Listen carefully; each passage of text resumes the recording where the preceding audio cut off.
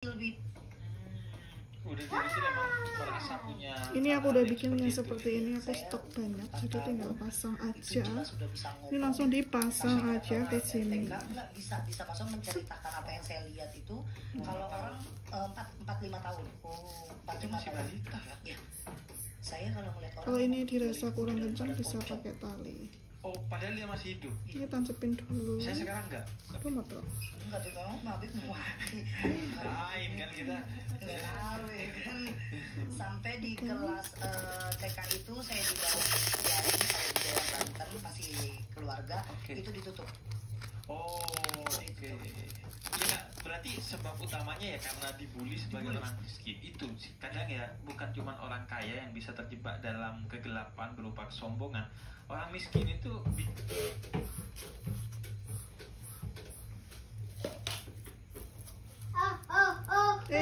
ngapa? Kami sholat. Karena dia baca paling bagus.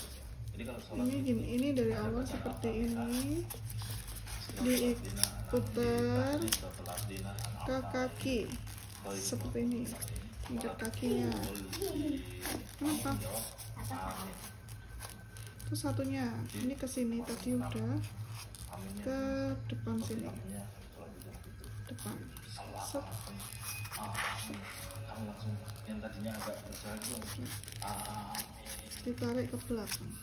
ajak belakang dia langsung mundur ke sana.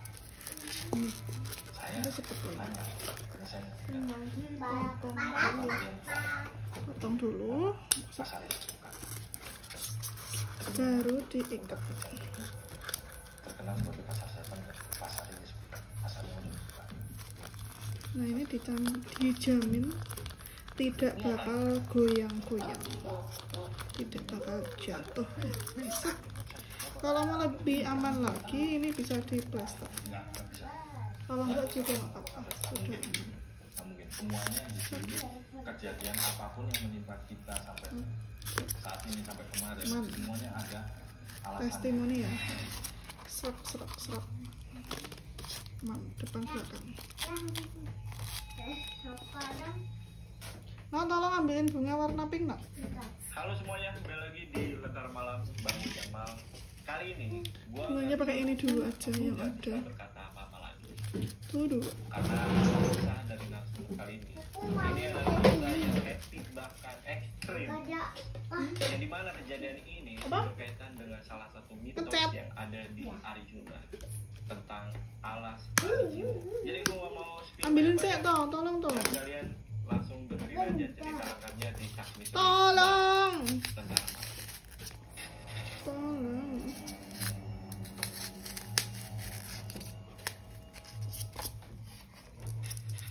Guys, di Nak. sini udah ada narasumbernya, tolong. Mas Fahmi. Kita sapa dulu aja. Mas Fahmi, apa kabar Mas?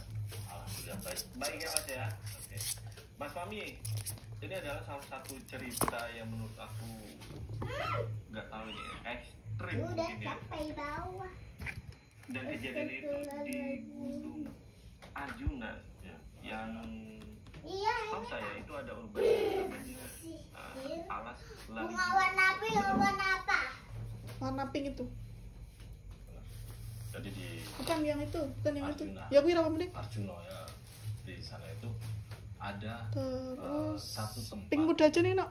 yang diyakini sebagai Yang alas tadi. lari jiwa atau Nah, bahasa Indonesia itu tuh ini benar sama kertasnya yang warna pink. situ. Jadi lewat jalur pendakian Purwosari Yang di situ. atau jalur Semar itu nanti ketemu alas Itu yang warna pink, yang kamu suka. Itu suka enggak? kedua adalah alas lari jiwa Yang itu kamu nama- suka. tapi nama makhluk alas makhluk hutan di mana dia itu akan Semua aja. sebagai penjaga hutan di Arjuna dan dia Si akan bunga dulu. menangkap orang-orang Terima kasih terus terus. yang bersih atau Terima kasih ya, Mbak Aluna yang cantik. dia akan menangkap dan akan dimasukkan Cantik enggak? telah di lari jiwa ini. Mau pergi? Jiwa ini yang terjadi Tujuan apa? Guys sempet di merasakan itu kan? Nono. Berapa orang? 7 orang 7 orang. ada Tante bukan dari kayak donat. kelompok Mas Fahmi Jadi ya, kayak donat. Lali Jiwo itu Gara-gara aku nengok-nengok ada dulu dan nengok itu. Kayak itu lupa jadi jiwa dan donat. apa yang terjadi Tanam. Blur. ada Silau toh. sampai dia jiwanya Jadi pengen donat aku. Mau donat nggak? dia sampai lupa Belum apa udah yang nikah aku nggak lupa nontonin. jiwanya sampai ya Para papa. Cuci tangan dulu, tanganmu tuh bau itu. Bau apa? makin penasaran Itu nih, apa namanya? sama urban legend dari gunung Iya. Arjuna. Bau itu Dan loh. teman-teman yang penasaran juga sih Yang Vini buat sampai bersihin tapi kaca. sebelum itu seperti biasa kalau kalian pengen jadi narasumber Para di Letter Malam para kalian bisa papa. follow Letter Malam Para ada di para letter.id atau linknya buat Seperti ini ya guys para ya. tante telur. ke nomor telepon. Para tante telur. Ini yang penasaran sama cerita Para lengkap papa tan. Iya iya. Iya. Para Foto Vini sama Abis dan papa. foto lagi Ada saya papa. kita boleh. Coklat. Coklatku.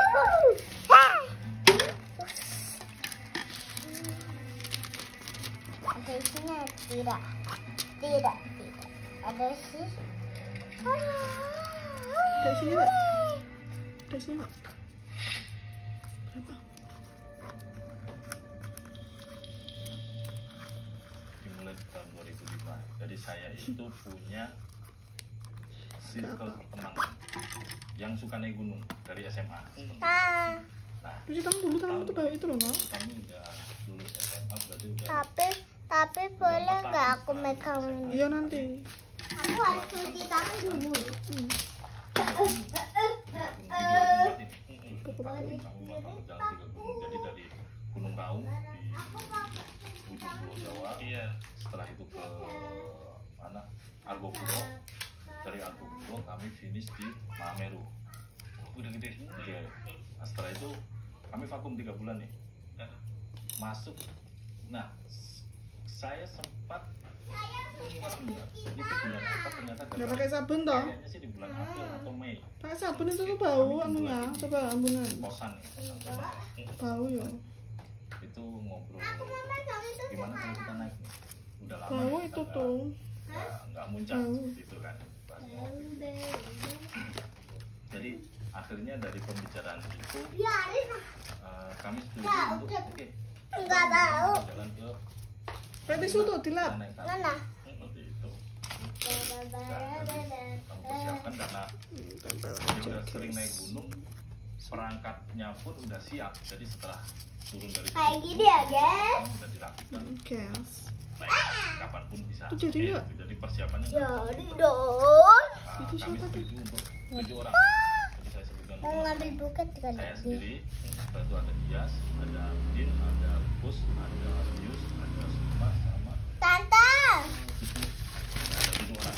7 orang ini sepakat besok hari Jumat. Para para Kami papa. tinggal di Malang semuanya, walaupun enggak orang Malang juga Para ada para yang Gresik kan, dari Surabaya seperti itu. Nah, kalau di Malang itu posisinya untuk ke Gunung Arjuna kami harus ke Arjosari. Nah, rumah yang paling dekat dengan Arjosari itu terminal Jadi beli nggak itu? Rumah Sumar. Tak Jadi kami ditutup. sepakat untuk kumpul di rumah Sumar setelah subuh. Jadi Nggak usah. Tadi. memang Udah nih. Tante butuh butuh plaster sama ke Pandan, sama dari pisang. sana Untuk lem. kami sambung naik. Kalau sekarang bilangnya elep, di sana bilangnya bison. Jadi mobil elep tapi bukan yang untuk travel tapi yang untuk umum. Iya, kayak gitu. Kami naik ke arah Tretet. Jadi sampai di sana tiru-tiru itu jam tante. 7 pagi. 7 pagi kamu daftar. Sekarang naik gunung agak ribet. Kalau zaman dulu semua kita daftar nih, datang kita daftar langsung boleh fotonya itu sama ranger. Kalau sekarang kayaknya agak ribet. Sekarang ceritanya teman-teman sih seperti itu. Jadi kami turun di Trepes, ada keluar di situ. Kami daftar langsung naik. Nah, jalur yang kami tempuh untuk naik Gunung Arjuna itu ada Jangan beberapa suwe jalur. nih Ada kita. Sari, ada jalur Bocor, ada jalur Tokok, ada jalur yang Semar. Nah, kami memilih yang paling ringan itu Pet Bocor ini yang dari Padaan, yang dari Trepes. Setelah kami Para papa. seperti ya, Tan. ya khasnya orang biar selamat lah seperti itu berdoa. Tapi setelah berdoa itu ada terbersit ya, kita aman lah, alhamdulillah Arjuna ini kayak gitu. Karena Arjuna memang dibandingkan gunung-gunung yang sebelumnya kami naiki itu less effort lah, istilahnya seperti itu, dalam tanda petik less effort. Pergi. Jadi Astagfirullahaladzim, astaga. nggak tertutup saya. Tan. Dari pos pemberangkatan sampai ke pos pertama itu disebut pos Bojong. Itu biasanya perjalanan 30 menit mentok nih, lama 30 menit. Setelah kami sampai pos Bojong, kemudian jam kita jalan sejam, tapi ya udahlah, kami nggak berpikir apa-apa waktu itu. Kami cuma berpikir oh mungkin capek, mungkin kita banyakkan bercanda tadi. Nah, kondisi jalannya itu jalan yang makadam, batu-batu yang disusun-susun. Oh, diratain biar jalanan nggak licin tanah kayak itu, susun-susun. Karena jalur itu adalah selain menuju Arjuna juga menuju ke Puncak Ulirang. Jadi selain untuk jalan pendakian juga untuk dilewati jeep tambang belerang. Gitu. Jadi dibikin jalan makadam. Balik lagi ke Pet Bocor tadi. Setelah kami ngeh bahwa perjalanannya terlalu lama, kok lama kalau kita bisa sampai sejam di sini. Jadi itu udah kira-kira jam 8, jam 8:30, 9 lah kami sampai situ. Kami istirahat, merokok dan isi air, dan air pun udah habis, tumben-tumbenan seperti itu. Jadi memang ternyata kami banyak minum, saking capeknya mungkin kami ya, karena banyak ngobrol kami nggak minum sampai jalan. Setelah itu 8:30 kami mulai jalan ke pos 2. Pos 2 itu namanya Kokopan.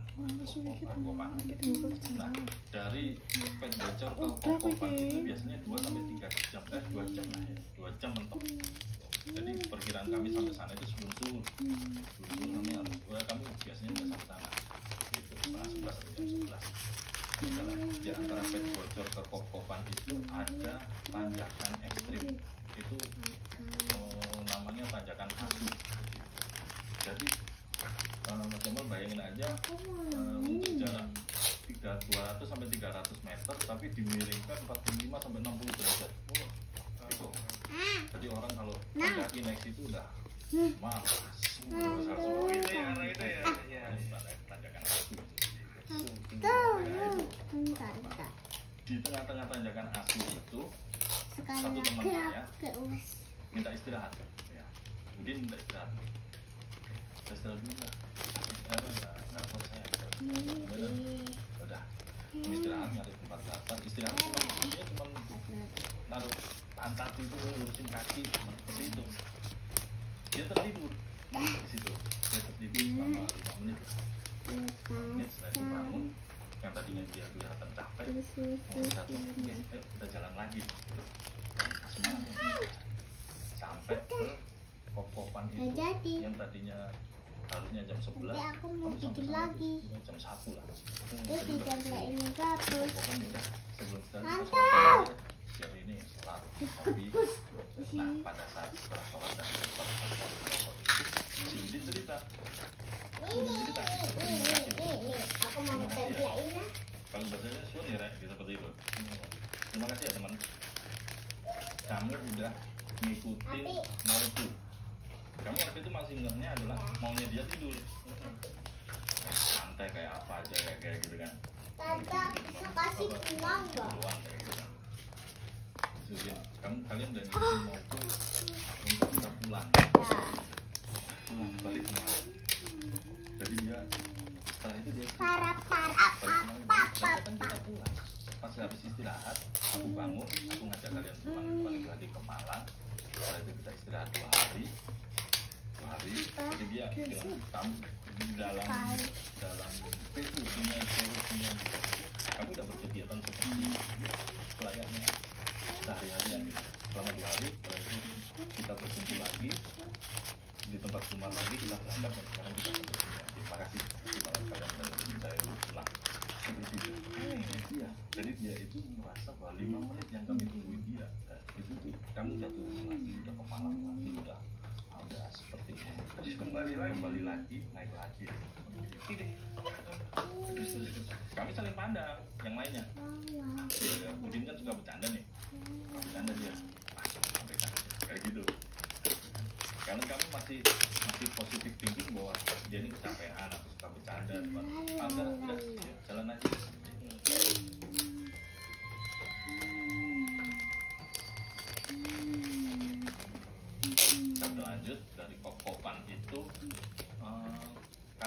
menempuh perjalanan yang lebih lama karena harus lewat hutan. Jadi dari Kokopan pos 2 kami harus ke pos 3 yang namanya Pondokan.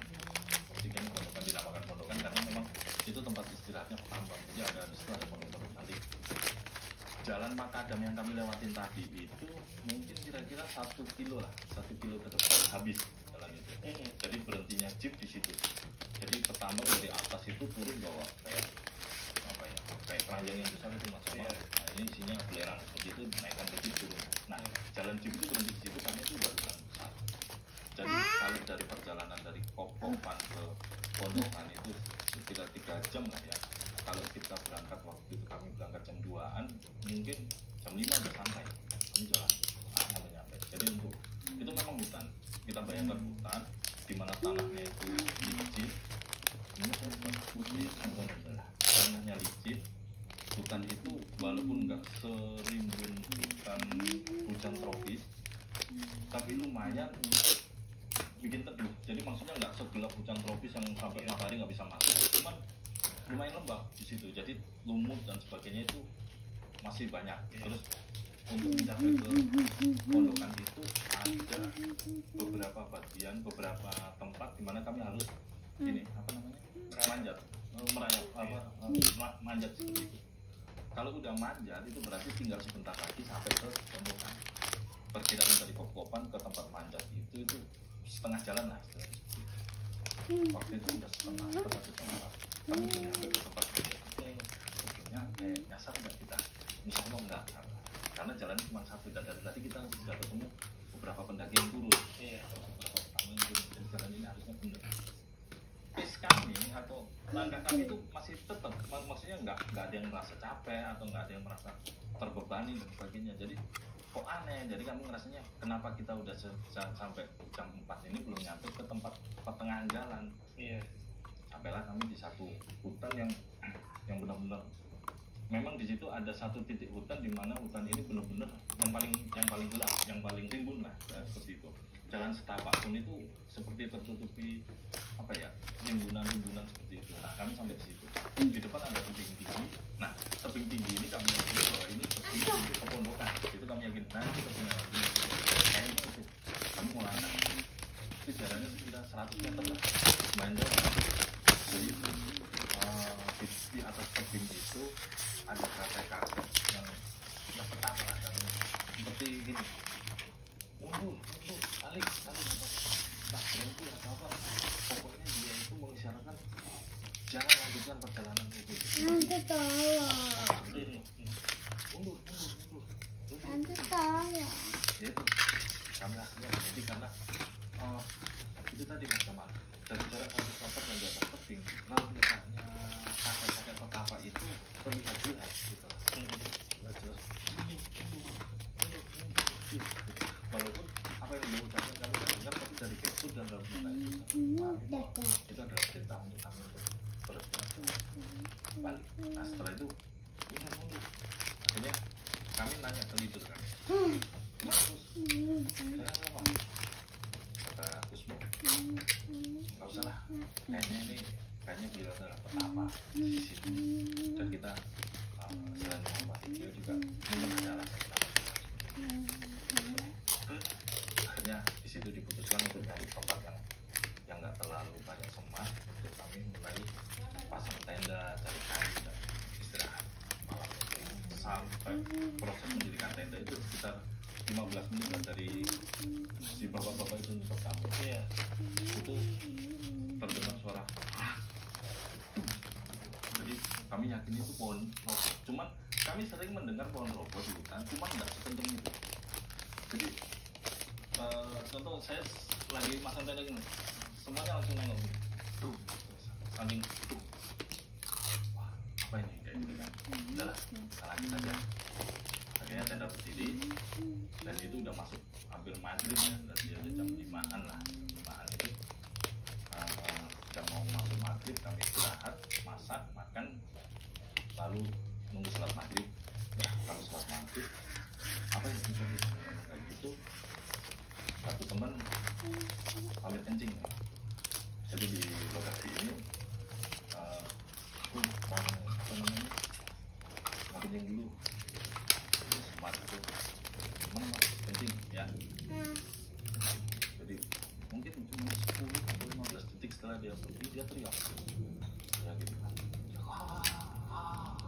teriak, bukan teriak ketakutan tapi teriak kesakitan gitu kan, kayak gitu kan.